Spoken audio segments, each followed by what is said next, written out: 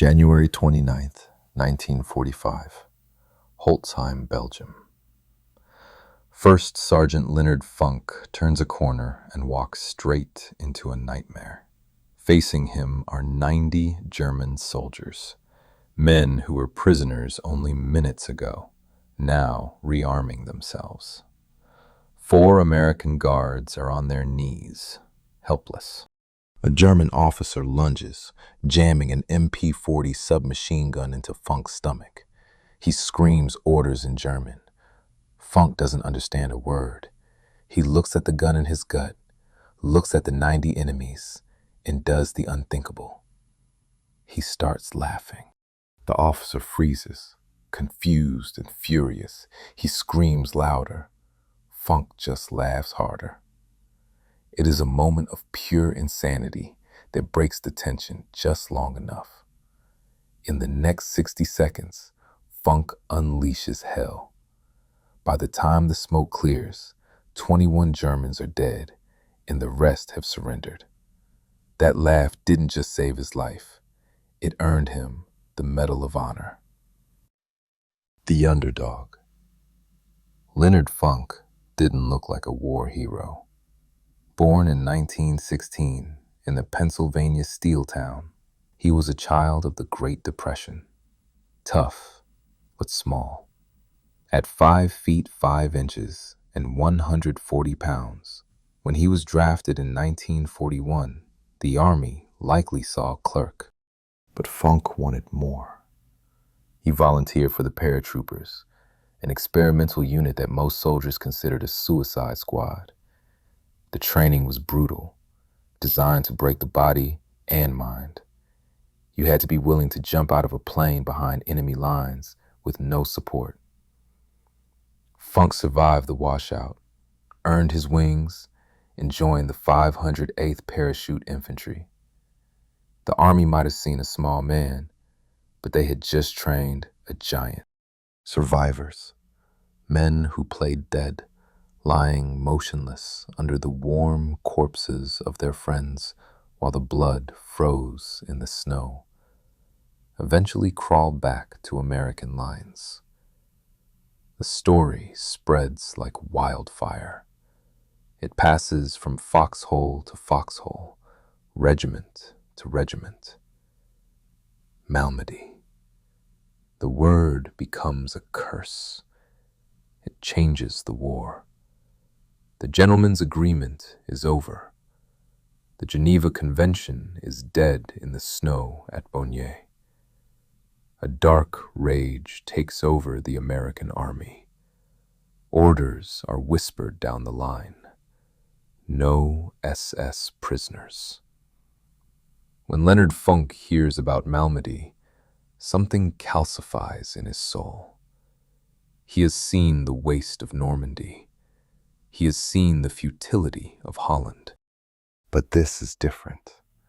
This is distinct. This is evil.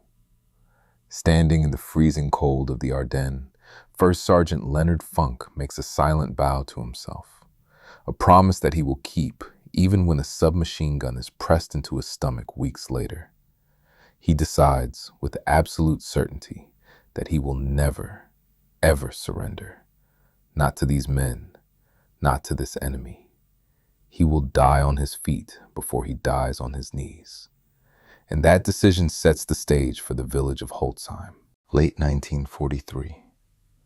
The troop ships cut through the gray, churning waters of the Atlantic, delivering the 58th Parachute Infantry to the staging grounds of England.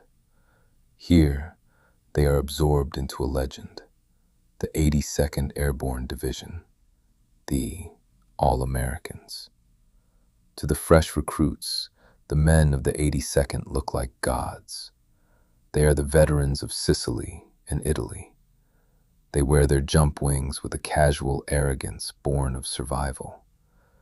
They have already thrown themselves out of airplanes into the dark. They have already killed men at close range.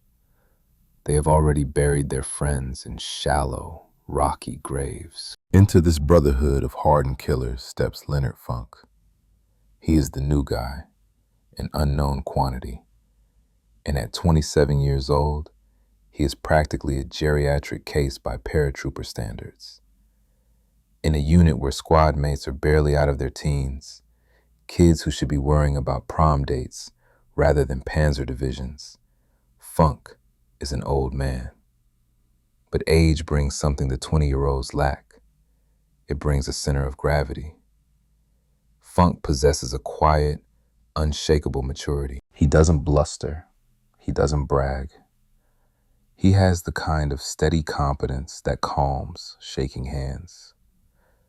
It is the specific magnetic pull of a man you want to be standing next to when the world catches fire.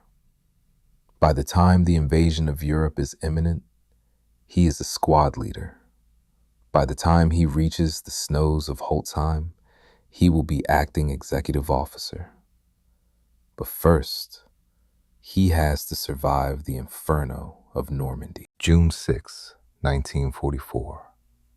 D-Day. 0130 hours. The interior of the C-47 Skytrain is a rattling cage of noise and vibration. Outside, the sky is alive with death. German anti-aircraft flak explodes in black puffs, sending shrapnel tearing through the thin aluminum skin of the fuselage. It sounds like gravel being thrown against a tin roof. Inside, Leonard Funk stands in the stick, the long line of paratroopers hooked up and waiting for the door. He is carrying the weight of the world, literally and figuratively. 60 pounds of equipment are strapped to his 140-pound frame. His M1A1 Thompson submachine gun, magazines heavy with .45 caliber rounds, fragmentation grenades, K-rations, entrenching tool, and medical kits. The pilots are struggling. The anti-aircraft fire is too intense, the tracers arcing through the darkness like angry neon fireflies. To escape the flak, the planes drop lower, too low. They are at 400 feet. Standard jump altitude is usually double that. At 400 feet, you don't skydive, you plummet. There is barely enough time for the static line to pull the chute and for the canopy to catch air before your boots hit the soil. The red light sits glowing in the darkness. Then, green. Go. Funk steps into the void. The prop blast hits him like a physical blow, a hurricane force slamming him sideways. He counts. The chute cracks open above him. Not a gentle deployment, but a violent snap that jars his spine.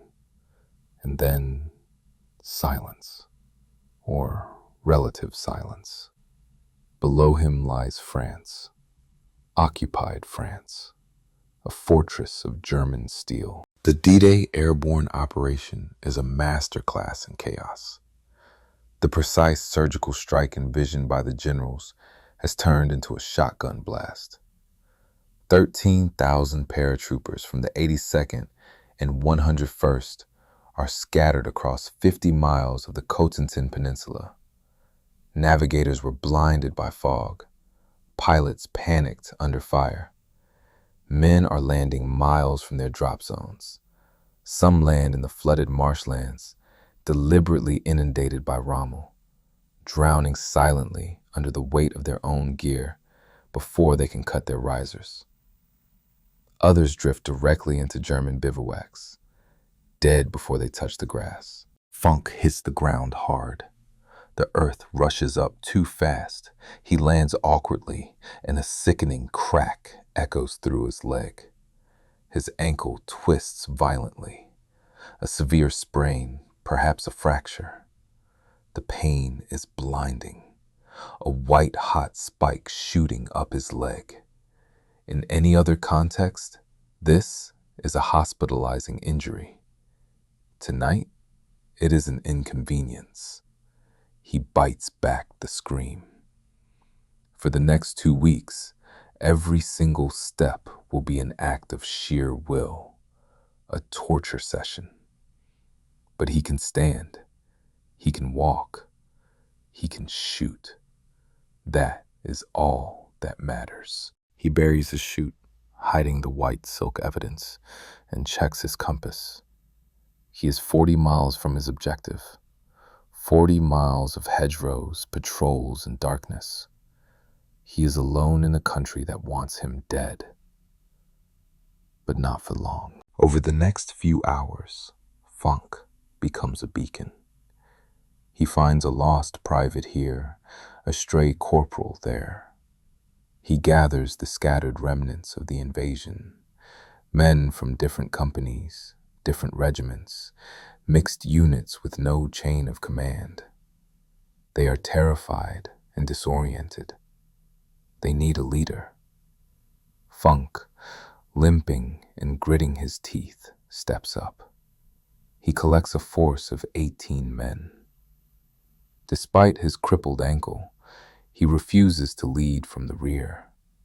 He takes the point, limping ahead as the lead scout, putting his own body between the enemy and his makeshift squad. For 10 days, this ghost platoon moves through the German lines. They travel by night, shadows moving through the hedgerows. They hide by day in barns and ditches. When they have to fight, they fight quick and dirty, then vanish. Funk navigates them through a landscape of hell, keeping discipline tight, keeping morale alive. On June 17th, they finally link up with Allied ground forces. Funk does a head count. 18 men. Every single one of them is alive. He didn't lose a soul. For this feat of leadership and endurance, he is awarded the Silver Star, the nation's third highest award for valor, along with the Bronze Star and his first Purple Heart. But the war is a hungry beast, and it is not done with Leonard Funk. September 17th, 1944. Operation Market Garden. This is the big one. The largest airborne assault in human history. The sky over the Netherlands turns black with aircraft. 35,000 paratroopers, British, American, Polish, descend like a plague of locusts. The plan, hatched by Field Marshal Montgomery, is breathtakingly ambitious. It is a dagger thrust into the heart of the Reich. The objective? Capture a carpet of 7 bridges across 64 miles of Dutch waterways. If they hold the bridges, British tanks can race up Hell's Highway, cross the Rhine, and end the war by Christmas. It relies on speed. It relies on surprise. It relies on luck. They run out of all three. At Arnhem, the British 1st Airborne drops onto the furthest bridge, only to find 2 SS Panzer divisions waiting for them. It is a slaughter. For 9 days, the British paratroopers fight in a tightening noose. Of the 10,000 men who dropped, only 2,000 escape. The rest are dead or captured. A bridge too far becomes an epitaph for the operation. But down the line, near Nijmegen, the 82nd Airborne is fighting its own desperate battles. Leonard Funk isn't worried about grand strategy or Montgomery's ego. He is worried about the gliders. The gliders are the lifeline of the Airborne. Silent, canvas-skinned aircraft towed behind bombers, carrying the heavy equipment, jeeps, howitzers, ammunition, medical teams. They are sitting ducks during their descent. Funk's company has secured their initial objective near Groesbeek. But as he scans the horizon, he sees a massacre in the making. 3 German 20mm anti-aircraft guns, quad-mounted cannons designed to shred airplanes, are dug in on high ground. They are traversing, tracking the incoming Allied gliders. If those guns open up, the gliders will be turned into burning coffins before they touch the grass. Hundreds of men will die in the air. The German position is formidable. A specialized flak battery near the town of Vauxhall.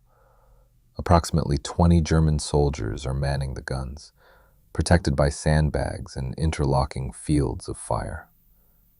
Funk looks at his resources. He has a patrol of 3 men. Military doctrine is clear. To assault a prepared defensive position, you need a 3-to-1 advantage. Funk is staring at the inverse. He is outnumbered nearly 7-to-1. The math says retreat.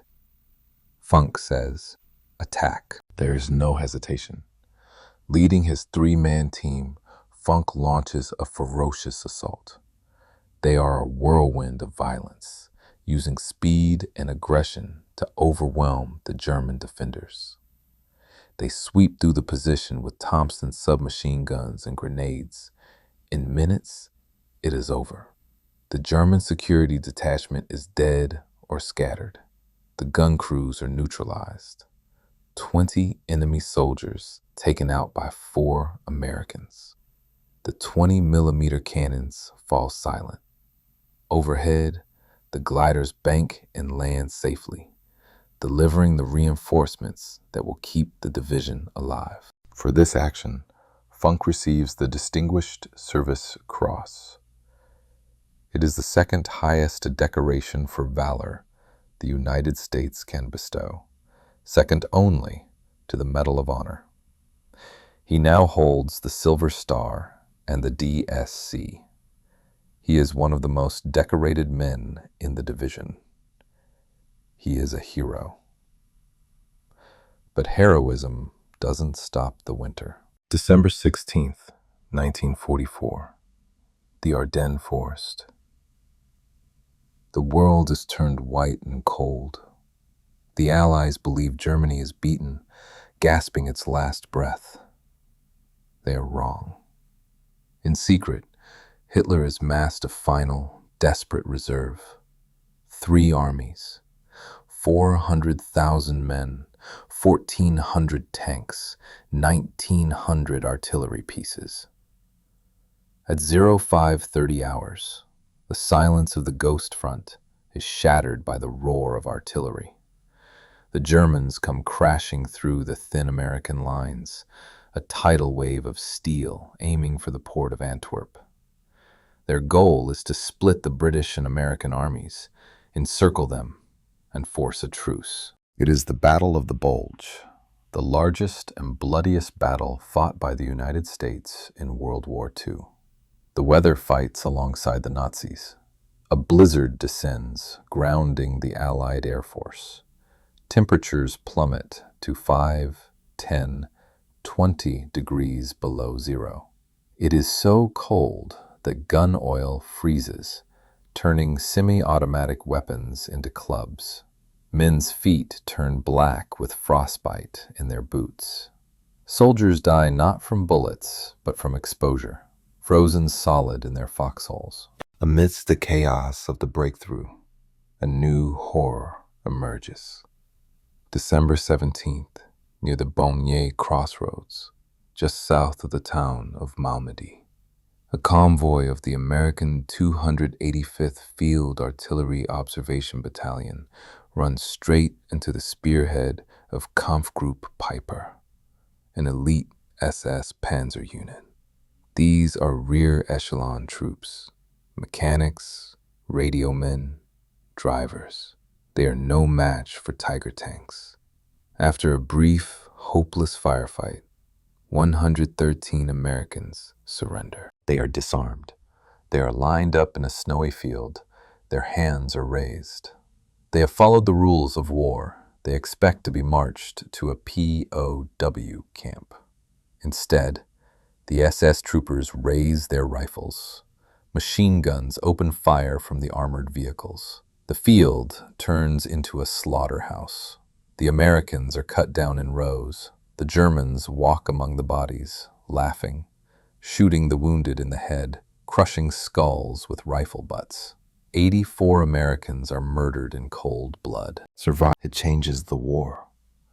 The gentleman's agreement is over. The Geneva Convention is dead in the snow at Bagnères. A dark rage takes over the American army. Orders are whispered down the line. No SS prisoners. When Leonard Funk hears about Malmedy, something calcifies in his soul. He has seen the waste of Normandy. He has seen the futility of Holland. But this is different. This is distinct. This is evil.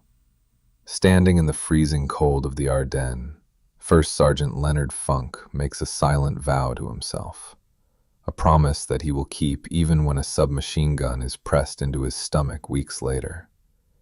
He decides, with absolute certainty, that he will never, ever surrender. Not to these men, not to this enemy.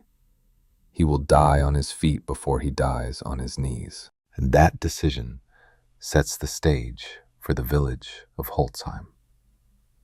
January 29th, 1945. The Ardennes forest.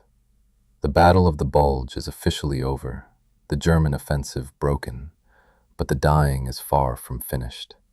The Allies are pushing back, grinding forward yard by bloody yard into the teeth of a retreating but vicious enemy. Company C of the 508th Parachute Infantry Regiment, part of the legendary 82nd Airborne Division, receives orders that sound simple on paper, but suicidal in practice. Capture the Belgian village of Holtzheim. The reality on the ground is grim. Company C is a ghost of its former self. Weeks of fighting in sub-zero temperatures have hollowed out the roster. Casualties have been high. The executive officer, the second in command, lies dead in the snow somewhere behind them. There simply aren't enough riflemen left to mount a credible assault.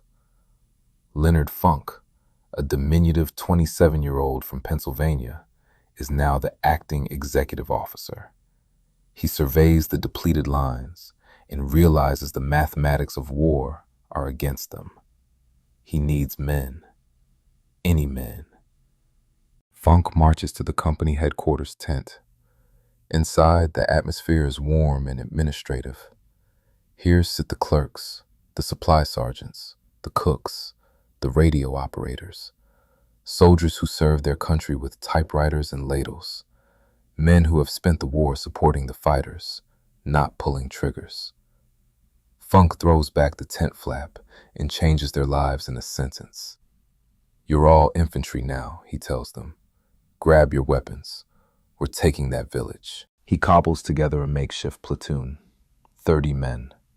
Some have never fired a weapon in anger. Their uniforms are clean. Their hands are used to filing cabinets. Funk doesn't care about their lack of experience. He needs warm bodies to fill the gaps in the line. He tells them to follow him. He will teach them how to be killers on the march. The journey the whole time is a descent into misery. 15 miles through waist-deep snowdrifts, pushed by a driving blizzard that blinds the eyes and freezes the breath in the lungs. The temperature is well below zero. Around them, the world explodes. German artillery walks the tree line, shrapnel hissing through the frozen branches. Harassing fire nibbles at their flanks. Through it all, Funk leads from the front. He is a small man, 5 feet 5 inches, but his presence is giant. He drags his clerks and cooks through the white hell, willing them forward. They reach Holtzheim. Funk doesn't hesitate. He organizes the assault, deploying his makeshift warriors with the confidence of seasoned veterans. They sweep into the village. 15 houses, Germans in every single one. The air fills with the crack of rifles and the thud of grenades. Funk and his clerks go door to door, room to room. It is brutal, close quarters work. But they do it. They clear the town. They capture 30 prisoners without suffering a single American casualty. Simultaneously, another American unit sweeps the far side of the town netting 50 more Germans. The result is 80 prisoners of war. They are herded into the courtyard of a farmhouse, a huddled mass of field gray greatcoats and defeated stares. Funk looks at his men. They are shattered, exhausted, their adrenaline fading into the cold reality of fatigue. But the job isn't done. There is still scattered resistance in the outlying buildings. Funk makes a calculated risk. He assigns 4 men, all he can spare, to guard the 80 prisoners. "Keep them here," he orders. "We'll send reinforcements when we can." Then, he turns his back and heads into the village to finish the fight, unaware that he is leaving a ticking bomb behind him. While Funk is mopping up the remnants of the German defense, the situation at the farmhouse shifts catastrophically. A German patrol, unseen in the chaos, approaches the yard. There are 10, maybe 20 of them. They are wearing white snow camouflage capes, rendering them invisible against the drifts until they are practically on top of the Americans. The 4 exhausted guards don't see them until it is too late. The Germans swarm them, overwhelming the Americans, disarming them, and forcing them to their knees at gunpoint. The dynamic flips in an instant. The German patrol frees the 80 prisoners. Suddenly, there are not 4 guards watching 80 captives. There are 90 German soldiers, angry and desperate, rearming themselves from the pile of confiscated weapons. They organize with terrifying speed. They realize the tactical advantage they now hold. Funk's company is spread thin across the village, facing away from them. If these 90 men attack from the rear, Company C will be annihilated. It will be a massacre. The German officer in charge, a lieutenant or perhaps a captain, begins barking orders. He positions machine guns. He sets up an ambush. He waits. Into this trap walks Leonard Funk. He comes around the corner of the farmhouse, his Thompson submachine gun slung casually over his shoulder. He is coming to check on his guards, to see if the reinforcements have arrived. He expects a quiet scene. Instead, he rounds the corner and freezes. The scene is surreal. His 4 men are on their knees, hands behind their heads, execution style. The yard is swarming with armed enemies. The German officer spots Funk instantly. He sees the first sergeant's stripes, the authority. He marks Funk as the prize. The officer strides forward, aggressive and triumphant. He jams the barrel of his MP-40 machine pistol hard into Funk's stomach. He screams a command in German. "Surrender! Drop your weapon!" Funk stands there. He doesn't speak German. He doesn't understand the words, but the steel barrel digging into his gut translates the message perfectly. The officer screams again, louder this time, his face flushing red, veins bulging in his neck. The tension is razor thin. Funk looks around. 90 enemies, 4 helpless friends, 1 gun in his stomach. The mathematics of survival are 0. There is no version of this reality where Leonard Funk survives. The rational, sensible, human thing to do is to raise his hands. But Leonard Funk isn't thinking about survival. He is thinking about Malmedy. He is thinking about the news that rippled through the ranks weeks ago. 84 American prisoners murdered in a field by the SS, shot down like livestock and left to freeze. He made a promise to himself then. He would never surrender. He would never let them take him. So, facing 90 armed men in certain death, Leonard Funk does the only thing that makes no sense at all. He starts laughing. It begins as a chuckle and grows. He laughs right in the German officer's face. It is a disturbing, confusing sound. Nobody knows exactly why he did it. Was it a brilliant tactical ruse to buy time? Was it the hysterical reaction of a brain snapping under lethal stress? Or was it genuine amusement at the sheer absurdity of the universe? That a clerk from Pennsylvania would die here, being screamed at in a language he didn't know. Funk later claimed he simply couldn't help it. The German officer's red face and screaming just struck him as funny. The effect is electric. The German officer is thrown off balance. Prisoners beg, prisoners cry, prisoners freeze, prisoners do not laugh. The officer screams louder, enraged by the disrespect. Funk laughs harder, bending over, his shoulders shaking. He yells to his terrified men on the ground, "I don't know what he's saying." The confusion ripples through the German ranks. Some of the enemy soldiers begin to chuckle nervously. The tension of the ambush dissipates into a bizarre moment of social awkwardness. For a few critical seconds, the German officer hesitates. He doesn't pull the trigger. He waits for the American to stop laughing and surrender. And Leonard Funk uses those seconds. Still appearing to laugh, Funk slowly reaches up toward his shoulder.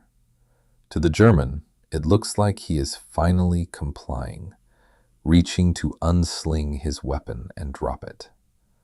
The officer relaxes, just a fraction. He prepares to accept the surrender. Funk's hand closes around the pistol grip of his Thompson. He slides it off his shoulder, moving with deliberate slowness until the sling clears his arm. Then the laugh vanishes. In a motion faster than thought, Funk whips the Thompson down. He racks the bolt and pulls the trigger in a single fluid motion.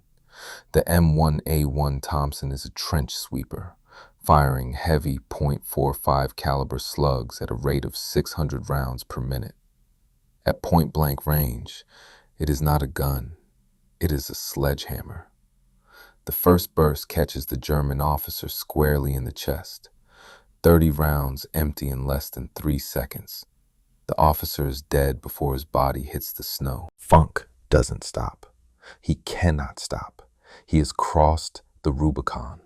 He pivots, the Thompson roaring, spraying a devastating arc of lead across the ranks of the German soldiers standing nearest to him. Men scream. Men fall. Red blood sprays across the white snow. Brass casings tumble through the freezing air, steaming as they hit the ice. The magazine runs dry. Click. This is the moment where Funk should die. A Thompson takes precious seconds to reload. In a firefight, 2 seconds is an eternity. But Funk is a machine. He yanks the empty stick magazine out, slams a fresh 30-round magazine in, racks the bolt, and resumes firing.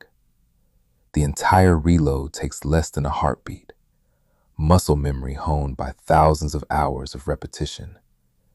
As he fires, he screams at his men on the ground, "Pick up the weapons! Pick up the weapons!" The 4 guards, jolted from their shock, scramble through the snow.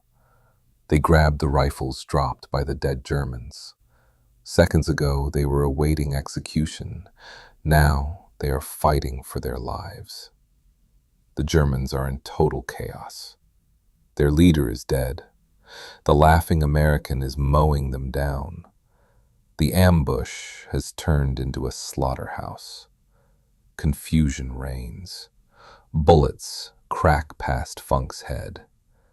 One round strikes the American soldier standing next to him, killing him instantly.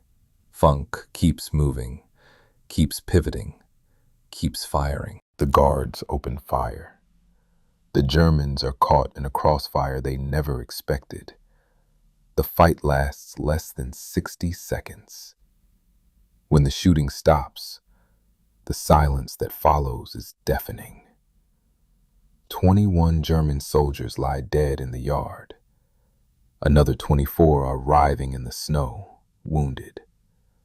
The remaining 40-plus men have thrown down their weapons and raised their hands. The prisoners are prisoners once again.